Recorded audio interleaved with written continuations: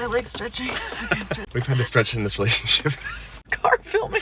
So birth order in marriage, this is something we think about. Oh yeah, we've thought about this a lot. We are both firstborns, and honestly, like the firstborn is like the first pancake. Like I don't think anyone's getting it right the first time. You're like the guinea pig. Like I apologize to our firstborn all the time because I know that their experience of life is actually less quality than the younger children, and I actually admit that to them because I think that's important. There was a time in history when the firstborn like inherited the land. No one's getting fucking kingdoms anymore. All we're getting is bad parents. Or parents that are new. Let's put it that way. And when you're the firstborn, we're both the oldest of four.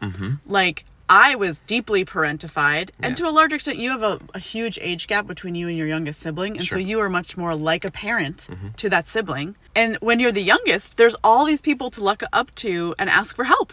Asking for help is like a normal part of your life. Like our youngest child, actually, as an antidote, like when they were about 2.5, they had slip-on shoes, and I was like, dude, you can get your own shoes on before we get in the car.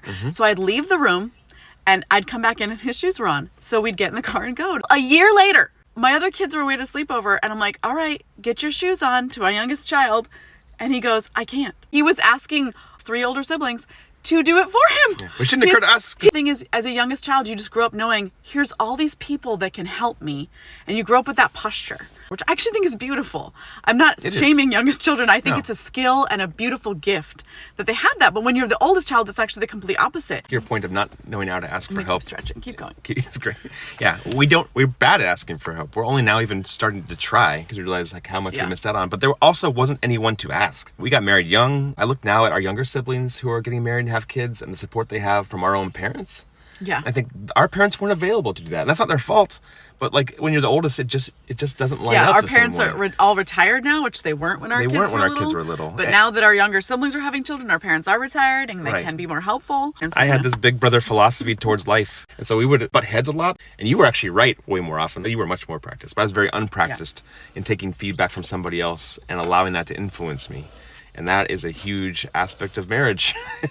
Being able to be influenced. If you would say that sometimes. I was like, I literally have no influence on that man. I wish I did. I thought as his wife I would, but it turns out I don't. And I didn't know that. I think for a long time you were a very big control freak. Well, that's true. Yeah. No, that's a good point. But a lot of firstborns are control freaks. Like in the birth order piece of this, like a control freak is born out of not feeling like you have a sense of control. Like when things are happening to you and you're not happening to them, you micromanage every other situation to make sure you're okay. In marriage, it's the most important thing to me. So I'm going to make sure it's okay. Right. Right? Like micromanage you. Yeah. And I was like, I don't need to be micromanaged. I'm an adult.